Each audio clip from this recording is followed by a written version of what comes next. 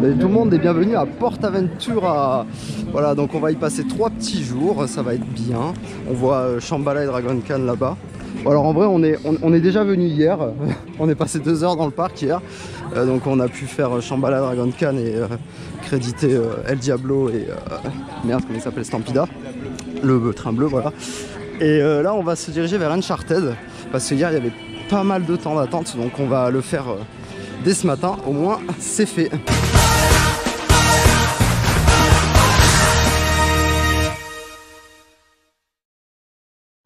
Bon là on est arrivé devant Uncharted, enfin, c'est loin dans le parc, c'est au niveau de Stampida en fait. Donc on va voir ce que ça donne, donc évidemment vu qu'on est à PortAventura, pas le droit aux on-ride, donc bah tant pis. Donc bah, je vous retrouve après, et 40 minutes d'attente déjà là, direct, le parc vient d'ouvrir 40 minutes. Bon voilà on a fait Uncharted, c'était vraiment pas mal, le ride system du moins, parce que en termes de thématisation c'est éclaté, à part la file d'attente t'as rien du tout, il y a 5 écrans je crois dans tout le ride. Mais en termes ouais, de technologie etc, on atteint vraiment quelque chose de vraiment très intéressant. Il y a des drops latérales, des drops en backward, des fois il y a une flèche, le train se retourne sur la flèche, c'est vraiment très sympathique. Ça reste très familial, très doux, mais franchement c'est à faire.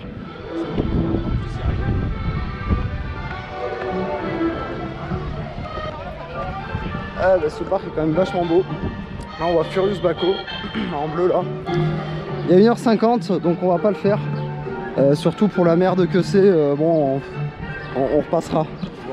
On va aller créditer Tami déjà. Parce que j'ai pas le crédit. Et au moins on aura fait tous les crédits du parc. Sauf Tomahawk. Parce que Tomahawk est fermé. Voilà, dégoûté. Le parc est vraiment bien thématisé à cet endroit là, c'est très beau. Dans la forêt là on se croirait. Et regardez là-bas il y a Shambhala et Dragon Khan. Alors on les a fait hier déjà. Donc je vais pas dire mon avis tout de suite. Je mettrai une on-ride quand on les fera. Et quelques off-ride évidemment. Mais ouais, mon avis a bien changé depuis 2018. Parce que la dernière fois que je suis venu à PortAventura c'était en 2018. Donc ça remonte. Et ça fait du bien un peu de se refaire un avis sur ces attractions.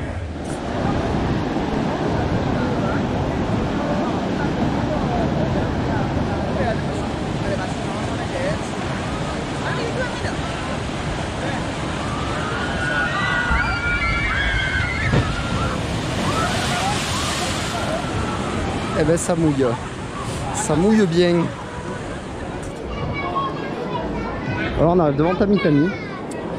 10 minutes, il a annoncé, on entend Dragon Khan qui rugit au loin. Voilà donc bah c'est parti pour faire le dernier crédit du parc.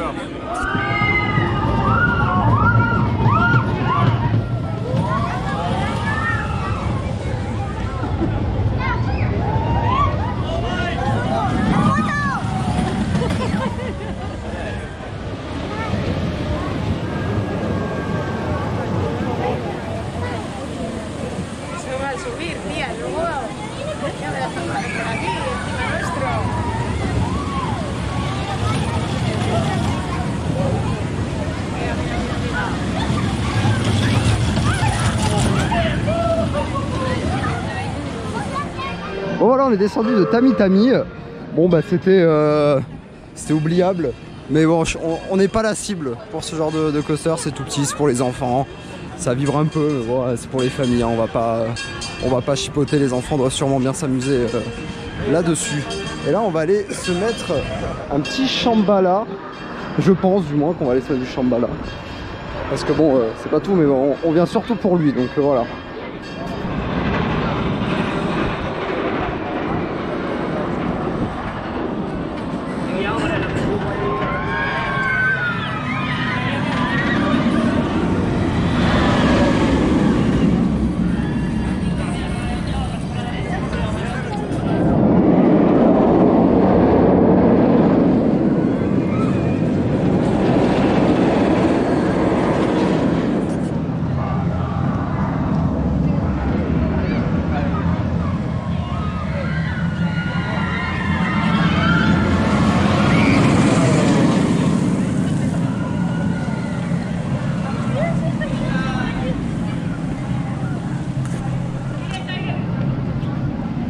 C'est vraiment magnifique cette petite zone avec le splash là, c'est vraiment beau.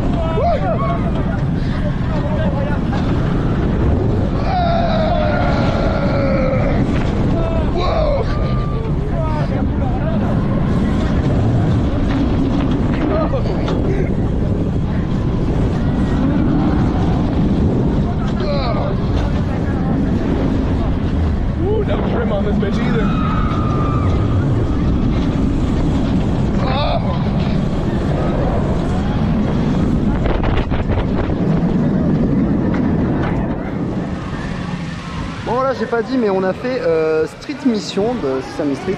Alors déjà, premier petit coup de gueule qui est très connu à Port Aventura. C'est marqué 30 minutes alors qu'on a fait une bonne heure d'attente. Même un petit, ouais, à peu près une heure d'attente. Et l'attraction en elle-même, elle est... Bon, moi ça m'a pas convaincu.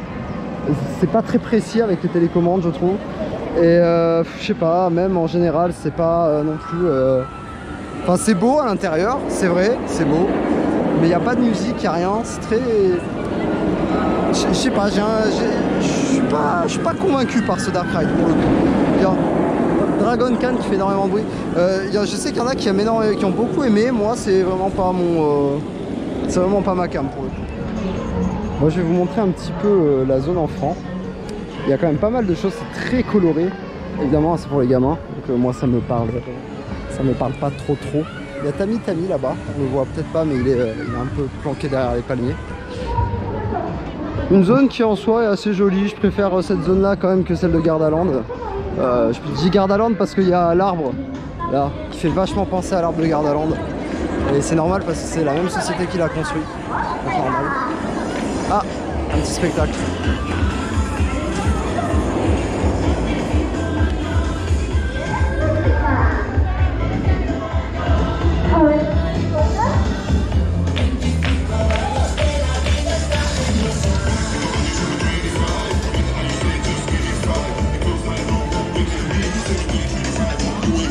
On se balade encore un peu dans la zone pour enfants. Là il y a un monorail au-dessus avec les trains qui sont en train de s'accumuler. Des petites tours de chute pas terribles. Voilà, rien de bien particulier. Bon, là c'est parti, alors on va se faire un petit tour de Shambhala. Je pense qu'on le mérite parce que putain, quel bijou ce petit coaster. Allez c'est parti. Bon voilà, on a terminé ce deuxième jour avec des tours de Shambhala, forcément. Et c'était excellent Shambhala, c'était très bien. Toujours très fluide, très agréable. La première drop elle est interminable je trouve.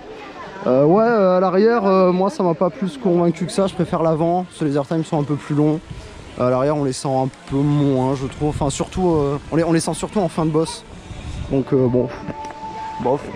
Et voilà, donc on termine ce deuxième jour en beauté avec l'avant-dernier train. Par contre j'aurais bien aimé avoir le dernier train, mais bon c'est pas grave.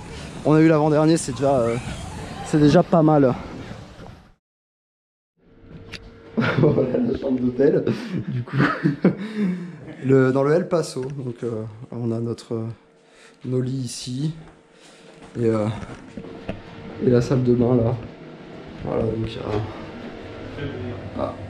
pas tout à fait bien en point, mais bon, ça fera l'affaire. Avec une baignoire suffisamment rare et voilà quoi. Une bonne petite chambre. Je vais vous montrer un peu l'hôtel, le El Paso. El Pinso, je sais pas, El Paso. Bon bref, vous voyez l'hôtel de toute façon que c'est. Du moins de nom. Du coup je me suis dit que j'allais vous montrer un peu l'hôtel parce que c'est vrai que c'est un truc que je fais quasiment jamais. Bon désolé s'il y a une mauvaise qualité, c'est parce qu'on est un peu de nuit. Donc voilà, c'est pas grave, je vais quand même faire un petit tour. Et au moins j'irai filmer Red Force de nuit. Ah donc là on a la piscine.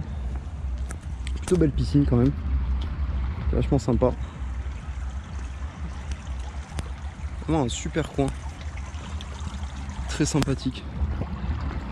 On a les chambres voilà, de ce côté là comme ça. Ça rend vachement bien.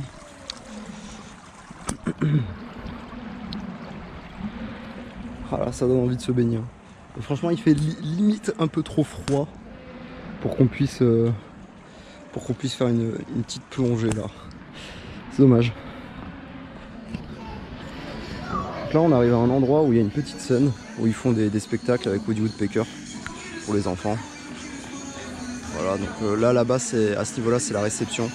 Je vais peut-être pas vous le filmer parce qu'il y a pas mal de monde, donc voilà, c'est dommage. Et là, du coup, à cet endroit-là, il y a le restaurant et on a la belle vue sur Red Force, évidemment, ce qui est vachement appréciable quand même. Après, l'hôtel a quand même ses petits défauts, genre par exemple, il est assez mal sonorisé je trouve parce qu'on entend énormément ce que les gens font dans les chambres d'à côté. Donc bon c'est dommage. Du coup quand il y a des gamins on les entend crier, c'est pas agréable. Mais c'est pas grave. Donc voilà un peu, il y a une belle petite place en bas. Et là il y a une autre partie dans cet hôtel à ce niveau là où il y a je sais pas c'est quoi, c'est un café? Ah on dirait un café ouais, c'est ça. Voilà, plutôt sympa. Donc là en gros je viens d'ici et en fait à cet endroit là du coup il y a un bar où vous pouvez vous relaxer, boire un coup, bref enfin c'est un bar quoi, tu connais. Et en fait ça donne accès au parking qui lui-même donne accès du coup à l'entrée de Port Aventura qui est juste là-bas. Ce qui est quand même assez appréciable, on est proche de l'hôtel donc c'est quand même plutôt pas mal. On a Red Force tout là-haut, ça c'est bien. Voilà, du coup, je suis quasiment au pied de Red Force. Ah, c'est grand, hein. C'est balèze, hein. Mais ça donne envie. Apparemment, ça a très mal vieilli. Il y a pas mal de vibrations qui se ressentent maintenant. Donc, bah, on verra bien. Je ride ça demain. Je me souviens plus trop de mon avis que j'ai là-dessus. Parce que la dernière fois que je l'ai ridé, c'était en 2018. Donc, ça date un petit peu. Et dans mes souvenirs, c'était pas dégueu. Mais bon, on verra bien. S'il faut, c'est très bien. Comme s'il faut, c'est pas bien du tout. Donc on verra bien.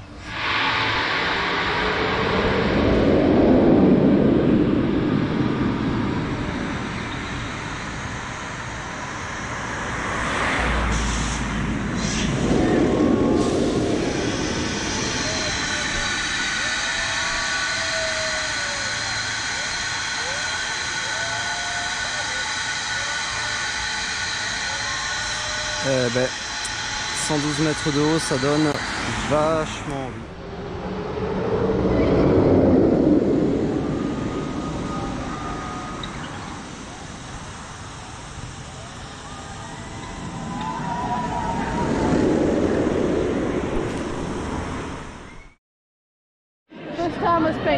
Bon c'est parti, troisième jour, on va faire Furious Baco. Alors la dernière fois que j'ai fait c'était en 2018 et au dernier rang en place extérieure c'était absolument horrible, donc je verrai bien ce que ça donne maintenant. Et on va essayer de le faire au first row pour voir si c'est mieux au first. Voilà.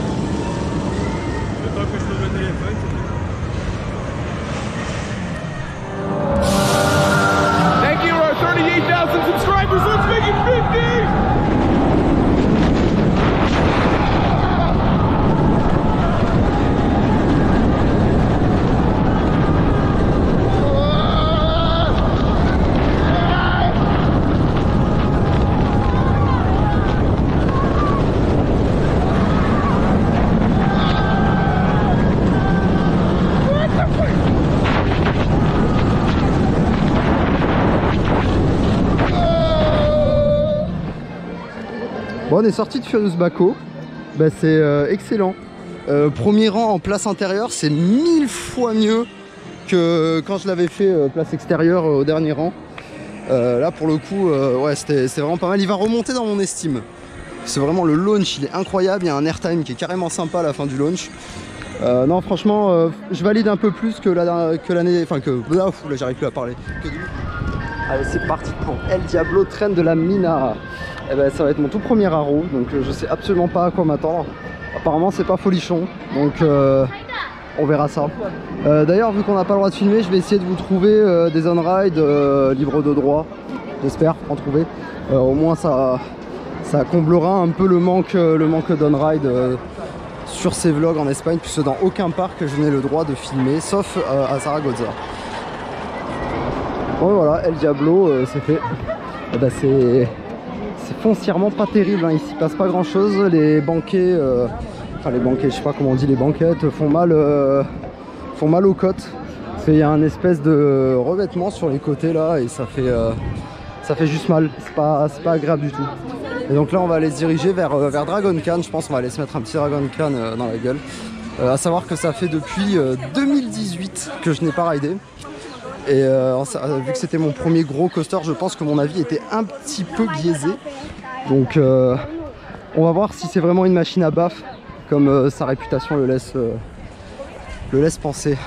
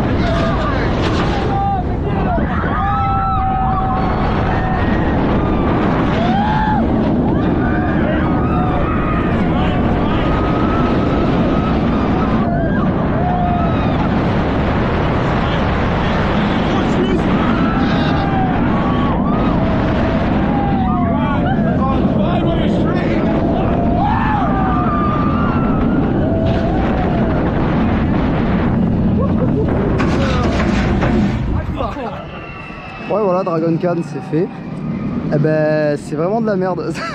Ça a vraiment très mal vieilli. C'est clairement mes souvenirs qui me jouaient des tours parce que pour le coup je l'avais beaucoup surestimé. Et ouais bah, c'est vraiment devenu de la grosse merde, ça baffe un peu de partout. Il y a vraiment notre tête qui est sectionnée par le harnais à des moments, c'est vraiment pas agréable. Bref, un peu déçu du coup de Dragon Khan, il y a des meilleurs BM quand même que celui-ci. Mais c'est pas grave, tant pis. Heureusement que Shambhala est quand même 1000 fois meilleur. Bon voilà, on est descendu du raft, je sais plus le nom, mais bon on a fait le raft quoi. Voilà, il est un peu comment dire, il se passe pas grand chose, c'est rapide, mais en soi il se passe pas grand chose, ça mouille pas trop. Il y a eu un moment en gros où ça a mouillé légèrement, genre un peu le pied, voilà. Mais sinon en soi c'est pas le meilleur raft qu'on ait fait, mais c'est pas le pire raft qu'on ait fait non plus. Voilà. Ça va être ça la phrase de conclusion, voilà. C'est pas le meilleur raft, mais c'est pas le pire. Il est absolument hors de question que je pose mon cul là-dessus. Je déteste les freefall, donc je ne ferai pas Huracan Condor. Voilà, je sais, ça peut être un sacrilège pour certains, mais c'est hors de question que je pose mon cul là-dessus. J'aime pas la sensation de dropper, c'est comme ça. J'aime pas.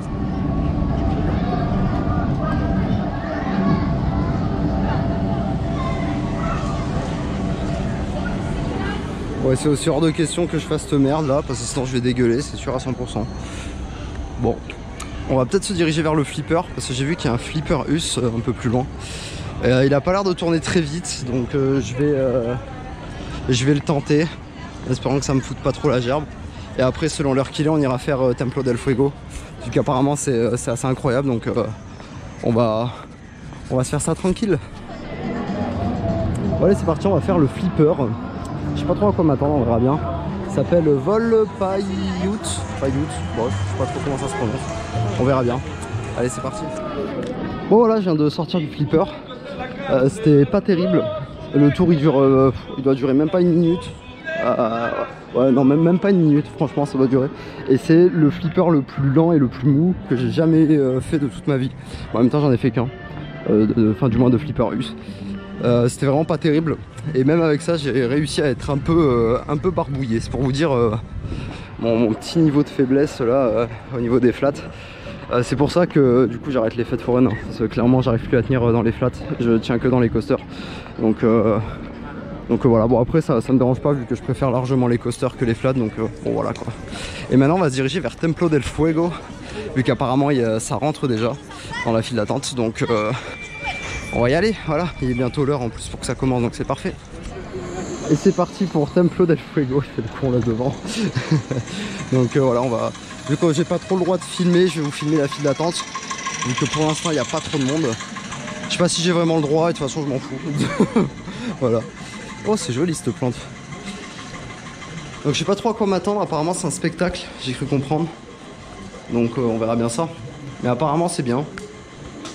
Plusieurs fois on m'a recommandé d'aller voir ça. Donc on va venir voir ça. C'est très joli, la file d'attente elle est très belle. Vachement sympa.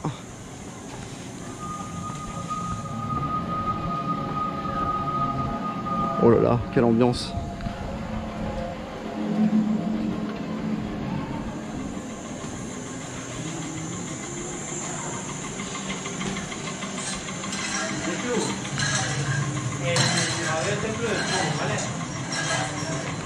On rentre dans le bâtiment.